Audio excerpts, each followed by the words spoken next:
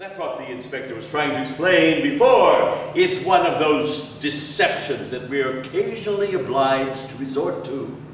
I see.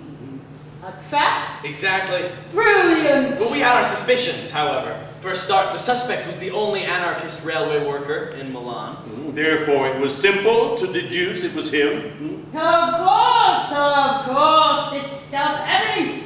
So, as we can assume that the bomb in the railway station must have been planted there by a railway worker, well then we can also assert that the famous bomb in the law court must have been planted there by a lawyer.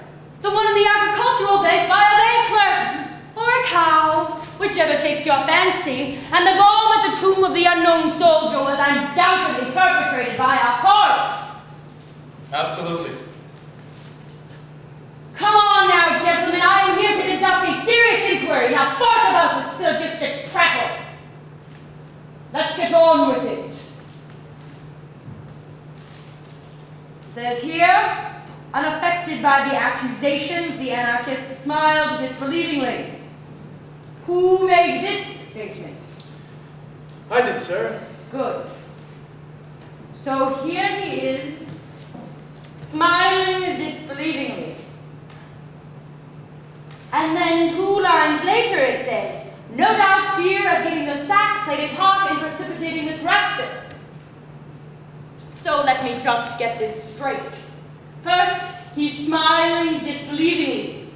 Then he's getting the sack, so he shits himself and leaps out of the window. Well, who frightened him? Come on, cops the world over use up you dirty tricks. I mean, that's what you get paid for. So don't play lily white with me. Thank you, sir. That's all right. Now then, who puts the frighteners on? Own up? All right, let me put it another way. You two threatened to tell his boss he was an anarchist, so he shits himself and leaps out of the window. No, you've misunderstood. I had gotten out. You came back in. Right. Drama, come on!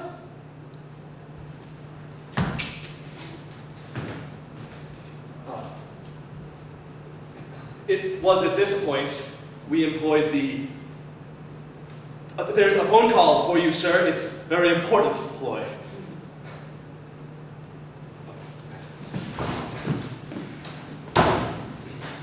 There's a phone call for you, sir. It's very important. Oh. Excuse me, gentlemen.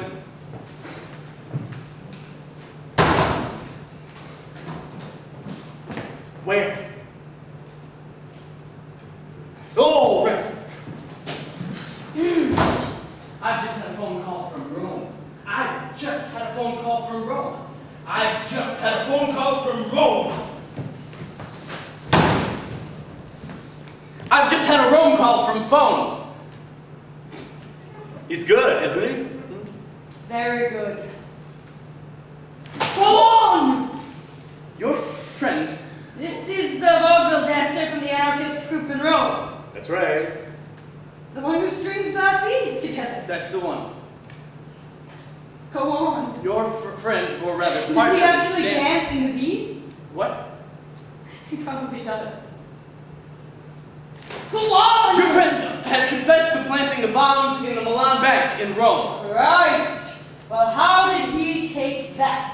Very badly. He turned pale, asked for a cigarette, lit it. And jumped! No, not straight away. But that's what you told the first magistrate. Ah. And then later you said he looked cornered. Why was that? Because his alibi had collapsed? But he didn't jump straight away. No. But his alibi had collapsed. Yes. When? After he lit his cigarette. Yes. According to his alibi, he was supposed to have spent the afternoon of the outrage playing cards in a bar in Navia. I said, that didn't hold water. You mean he had no witnesses? Well, he said he did. But you didn't believe him. Something like that. Well, what does it matter anyway? As you told the first magistrate, the mere fact that he jumped was plain admission of guilt. Absolutely. And then a few weeks later you said, naturally there was no concrete evidence against him at all. And you, Inspector Pisani, said that anarchist was a good blow. Well, things had got a bit out of hand. I should say so. We made a tactical error. an error.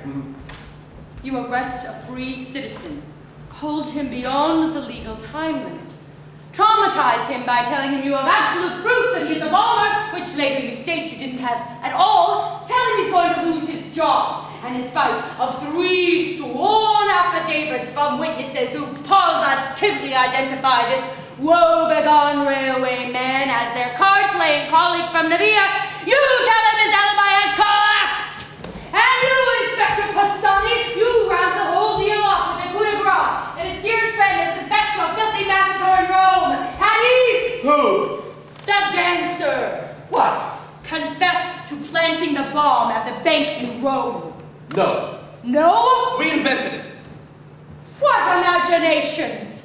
Is it any wonder, with the 2 of you battering him from all sides, that the suspect is seized with his most enormous raptus and launches himself into space? I'll be frank. You 2 are done for. What? You'll be charged with instigating this man to commit suicide. No, you admitted yourself that our job is to interrogate suspects, and we might be required to employ a few intimidating tactics. We are dealing with a campaign of sustained psychological violence, followed by a public exhibition of outrageous and contradictory lies. But we weren't even in the room when the suicide took place. Ask the constable! Yes, Your Honor, they both left the room when he threw himself out. What does that prove? That's like saying an arsonist who primes a bomb and leaves it at a restaurant is innocent because he wasn't there when the thing exploded. Yes, maybe.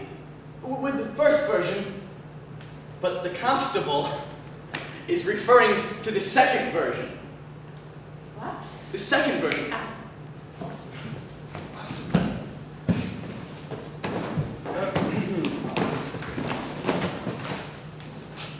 Second version?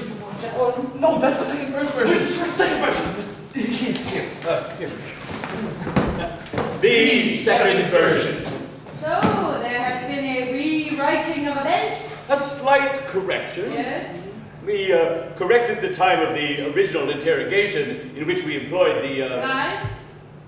deception strategy. The session ended at 8 o'clock instead of almost midnight as was previously stated. So you moved everything forward 4 hours? Except the fall from the window. There were witnesses to that.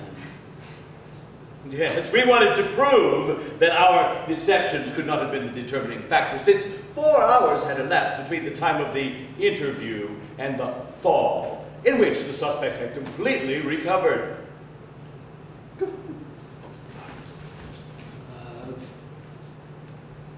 There. After an initial period of